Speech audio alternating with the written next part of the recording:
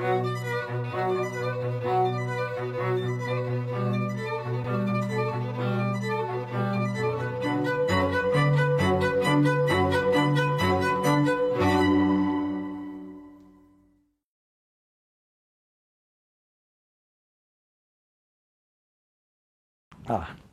alors, vivre en société, c'est pour moi une nécessité, un idéal. Ça, pour l'homo sapiens sapiens que nous sommes, c'est comme ça que ça se passe. Et je me rappelle quand ado, t'avais ces gars qui se prétendaient anarchistes libertaires, genre j'emmerde la société et tout. Ouais, d'accord, t'as pris le métro, financé par fonds publics, t'es là au milieu de nous à pérorer, on t'écoute, t'es quand même content qu'il y ait une société pour te voir assumer ton rôle de marginal et tout ça. Donc vivre en société, ça me semble être vraiment constitutif de notre espèce.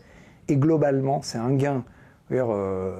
Quand tu vois ce qui fait avancer l'humanité, c'est pas le génie tout seul dans son coin, c'est justement le fait que le génie tout seul, il est reconnu par les autres et il peut concevoir son idée géniale parce qu'il y a eu aussi tout ce que les autres lui ont apporté, les générations précédentes et ceux qui vivent autour de lui. Mais maintenant, une fois que tu as dit ça, vivre en société, c'est pas de la tarte tous les jours parce que ouais, nous sommes aussi des individus et il n'y a pas deux individus pareils. Et en général, le propre, je trouve, de la vie en société, c'est un peu cette boutade sur le couple, genre être en couple, c'est essayer de résoudre à deux des problèmes qu'on n'aurait jamais eu tout seul. Vivre en société, c'est essayer de résoudre collectivement des problèmes qu'on n'aurait pas tout seul. Mais c'est aussi, justement, être capable de se dire, il y a des problèmes, on les affronte, on trouve des solutions. Le faible est protégé, le malade a droit à de la considération. C'est ça, vivre en société. Par contre, ce que je trouve dommage, c'est que quand j'étais jeune, vivre en société, c'était, on venait de toutes les origines, mais on croyait à l'universel qu'il y a dans l'homo sapiens. Enfin, c'est pas ça, on y croyait, on essayait de le mettre en pratique.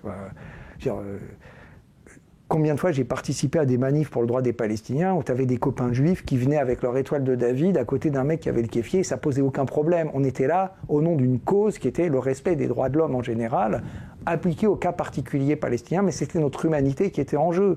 Quand tu manifestais avec SOS Racisme, c'était contre le racisme, c'était pas pour les Noirs ou pour les Arabes, voilà. Et là, ce que je trouve dur aujourd'hui, et qui est vraiment pour moi un truc qui me crève le cœur, et qui, il y a des fois, ça me rend malade, vraiment, c'est ça, c'est vivre en société aujourd'hui, ça serait être des communautés les unes à côté des autres, qui se respectent. En gros, c'est ça le message, c'est il faut que les musulmans aient le droit de prier dans leur mosquée. Mais tout à fait vrai, je suis tout à fait pour. Et après tout, qu'une fille musulmane qui a besoin de se rappeler de quelles sont ses origines et besoin de mettre son voile et tout, moi je suis pas contre. Je préfère l'excès de tolérance à l'excès d'intolérance, au début d'intolérance même, voilà. Mais en même temps, putain, votre Dieu c'est le même que celui des chrétiens et des juifs. Alors, priez tous ensemble. Et puis et ceux qui n'ont pas de Dieu, arrêtez aussi. Quand j'étais jeune, comme m'a dit un de mes copains, après les attentats du Bataclan, on nous emmerdait quand même beaucoup moins avec les religions quand on était jeune. Et c'est vrai. Et vivre en société, c'est pas seulement accepter la différence pour moi, c'est aussi essayer de trouver ce qui nous rassemble.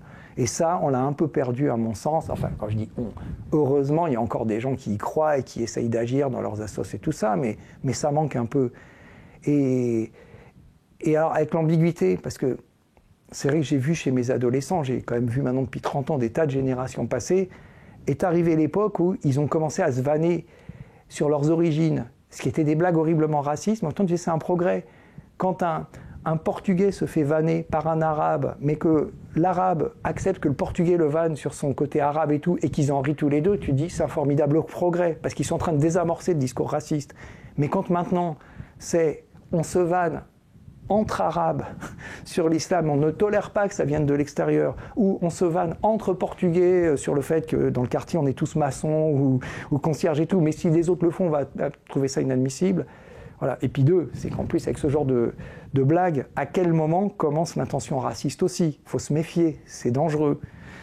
Tout dépend de qui le prononce. Comme disait Guy Bedos, en faisant une blague raciste, il dit « ça n'a pas le même sens dans ma bouche que dans la bouche de Bruno Maigret ». Voilà.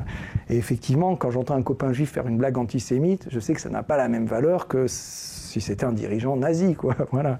Mais, putain, vivre en société...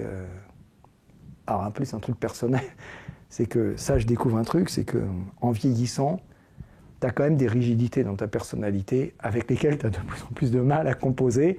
Et que parfois, c'est vrai que tu dis « je suis pour la tolérance et tout », puis tu as tendance à avoir des réactions un peu sanguines et un peu moins tolérantes que quand tu étais plus jeune. Mais bon, ça c'est mon problème personnel.